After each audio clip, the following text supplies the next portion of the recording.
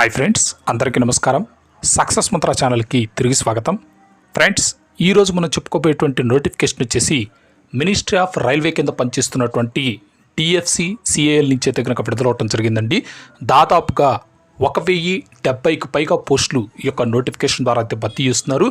So friends, ఇదొక పెద్ద notification. అలాగే ఈ యొక్క నోటిఫికేషన్ తాలూకా పేజెస్ కూడా మనకి చాలా ఎక్కువ ఇచ్చారు. దాదాపుగా 10కి పైగా ఈ యొక్క నోటిఫికేషన్ అయితే ఉంది పీడిఎఫ్. సో అయితే నేను ఇంపార్టెంట్ పాయింట్స్ అయితే మాత్రం మీకు అన్ని ఎటువంటి డౌట్స్ రాకుండా అయితే కనుక ఎక్స్ప్లెయిన్ చేస్తాను. బట్ అభ్యర్థులు అయితే మాత్రం వీడియో లెందీగా ఉందని చెప్పేసి దయచేసి ఎవరు కమెంట్ చేయకండి. మీకు అరాకొర ఇన్ఫర్మేషన్ ఇచ్చైతే మాత్రం ఇబ్బంది పెట్టడం నాకు ఎటువంటి ఇష్టం లేదు. సో క్యాండిడేట్స్ అయితే మాత్రం ఈ యొక్క విషయంలో నాకు కొద్దిగా సపోర్ట్ చేయండి ఫ్రెండ్స్. ఇక ఈ యొక్క నోటిఫికేషన్కి అభ్యర్థులు కేవలం ఆన్లైన్ ద్వారా మాత్రమే అప్లై చేసుకోవాల్సి ఉంటుందండి. ఆన్లైన్ అప్లికేషన్ డేట్ వచ్చేసరికి మనకి ఈ రోజు నుంచి కూడా ఓపెన్ చేశారు. సో కావాలనుకుంటే అభ్యర్థులు ఈ రోజు నుంచి కూడా మీ యొక్క అప్లికేషన్ అయితే సబ్మిట్ చేసుకోవచ్చు. చివరి తేదీ వచ్చేసరికి మనకి మే 23 దాకా టైం అయితే ఇవ్వడం జరిగిందండి. అలాగే దీనికి సంబంధించినటువంటి సెలక్షన్ ప్రొసీజర్ భాగంగా మనకు ఒక రాత పరీక్ష అయితే ఉంటుంది ఫ్రెండ్స్. ఇది కూడా కంప్యూటర్ బేస్డ్ ఎగ్జామ్. సో ఈ యొక్క ఎగ్జామ్ వచ్చేసరికి మనకి టెంటేటివ్గా జూన్లో కండక్ట్ చేస్తామని చెప్పేసి ఇక్కడ డేట్ అయితే ఇవ్వడం జరిగింది ఫ్రెండ్స్. ఇవి ఇంపార్టెంట్ డేట్స్. ఇక పోస్టుల విషయానికి వచ్చినట్లయితే సో ఫ్రెండ్స్, ఇక్కడ మనకి ఒక్కొక్క కేటగిరీ కింద చాలా రకాల పోస్టులు అయితే ఉన్నాయి. అవి కూడా రిజర్వేషన్ వైజ్గా బ్రేకప్ చేసి యొక్క నోటిఫికేషన్లో క్లియర్గా మెన్షన్ చేశారు. సో అవన్నీ అయితే మాత్రం నేను చెప్పను, బట్ టోటల్ నెంబర్ ఆఫ్ పోస్టులు అయితే చెప్తాను. సో అభ్యర్థులు కావాలనుకుంటే ఈ యొక్క నోటిఫికేషన్ డౌన్లోడ్ చేసుకోవడానికి సంబంధించిన పీడిఎఫ్ లింక్ అనేది నేను వీడియో డిస్క్రిప్షన్ బాక్స్లో ప్రొవైడ్ చేస్తాను. సో అక్కడి నుంచి కూడా ఈ యొక్క పీడిఎఫ్ డౌన్లోడ్ చేసుకొని మీరు రిజర్వేషన్ వైజ్గా ఏ డిసిప్లిన్లో ఎన్ని ఖాళీ ఉన్నాయనేటువంటి విషయాలు అయితే చెక్ చేసుకోండి. ఇక ఇక్కడ మనకి మొత్తంగా 3 రకాల కేటగిరీ పోస్టులు అయితే ఇవ్వడం జరిగింది ఫ్రెండ్స్. సో ఈ 3 రకాలు ఏంటంటే మొదటిగా వచ్చేసరికి మనకి జూనియర్ మేనేజర్ అనేటువంటిది ఒక కేటగిరీ. నెక్స్ట్ కేటగిరీ వచ్చేసరికి ఎగ్జిక్యూటివ్. అలాగే థర్డ్ కేటగిరీ వచ్చేసరికి జూనియర్ ఎగ్జిక్యూటివ్. సో ఇక్కడ మనకి జూనియర్ మేనేజర్ పోస్టులు అన్నిటికీ కూడా మనకి బీటెక్ లేదా బీఈ కన్సర్న్ డిసిప్లిన్స్లో అంటే డిగ్రీ స్థాయి అభ్యర్థులందరూ కూడా ఈ యొక్క జూనియర్ మేనేజర్ పోస్టులకు అయితే అప్లై చేసుకోవాల్సి ఉంటుందండి. ఇక మనకి ఎగ్జిక్యూటివ్ కేటగిరీ పోస్టులకు అయితే కనుక డిప్లొమా చేసినటువంటి అభ్యర్థులు అప్లై చేసుకోవచ్చు.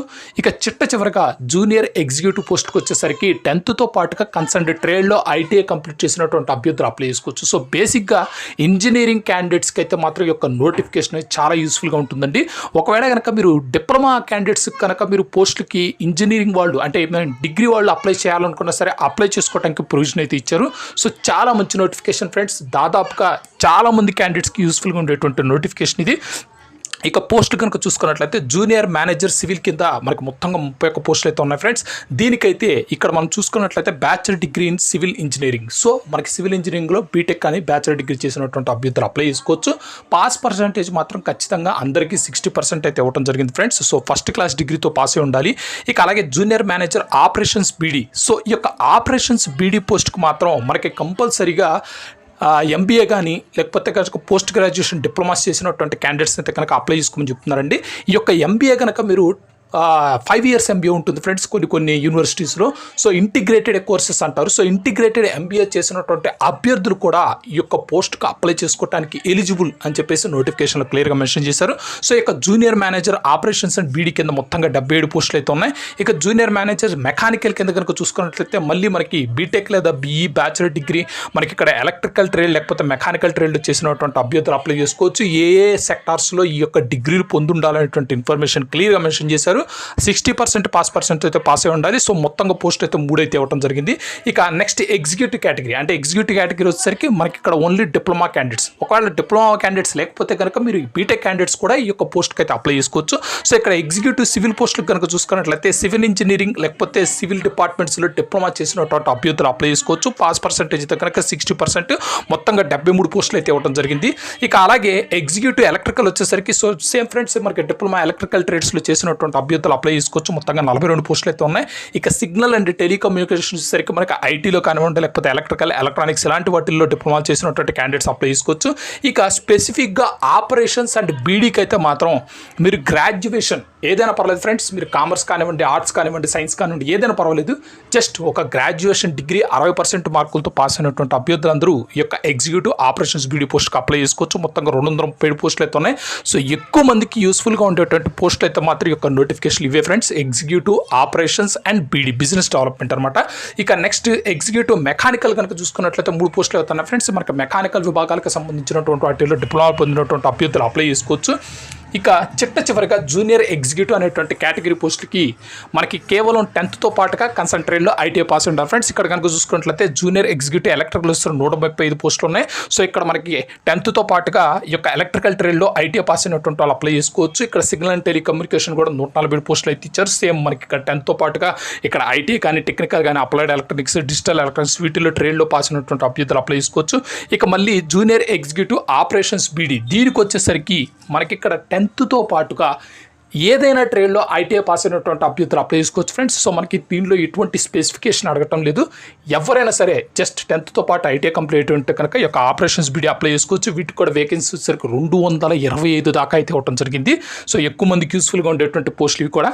ఇక ఫైనల్గా జూనియర్ ఎగ్జిక్యూటివ్ మెకానికల్ వచ్చేసరికి మనకి ఇక్కడ 10వ తరగతితో పాటుగా మెకానికల్ ట్రేడ్స్లో ఐటీ చేసినటువంటి అభ్యర్థులు అప్లై చేసుకోవచ్చు. సో మొత్తంగా 14 పోస్టులు అయితే ఇవ్వడం జరిగింది.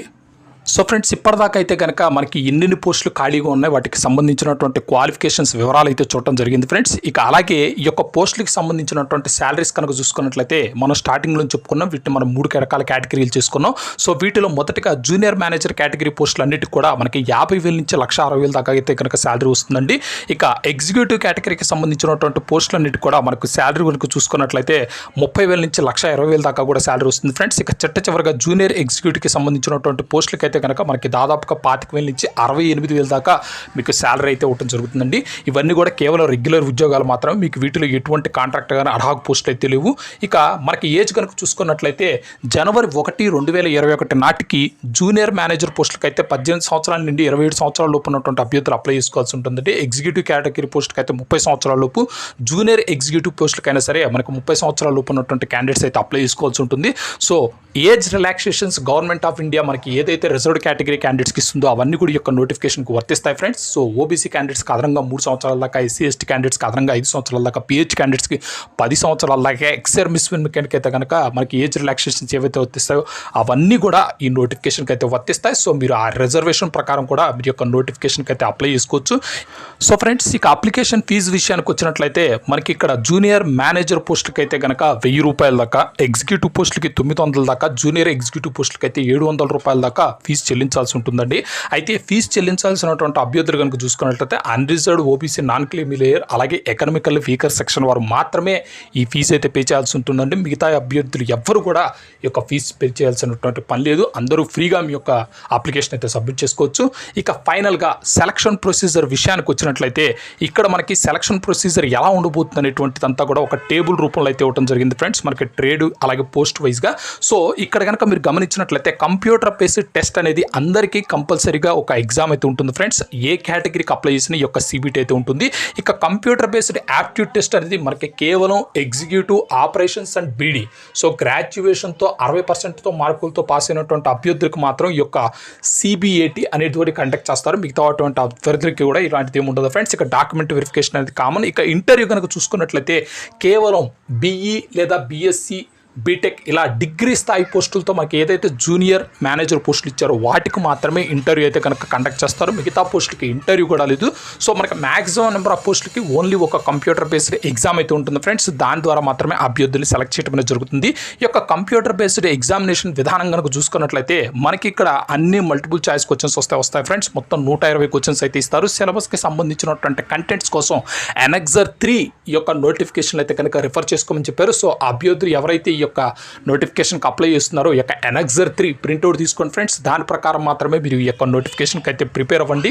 ఇక ఈ 120 క్వశ్చన్స్కి మనకి నెగిటివ్ మార్కింగ్ విధానం కూడా ఫాలో అవుతారు ఫ్రెండ్స్. 1/4 నెగిటివ్ మార్కింగ్ విధానం అయితే ఉంటుంది. పేపర్ వచ్చేసరికి హిందీ అలాగే ఇంగ్లీష్ లాంగ్వేజ్లో అయితే అవైలబుల్గా ఉంటుంది.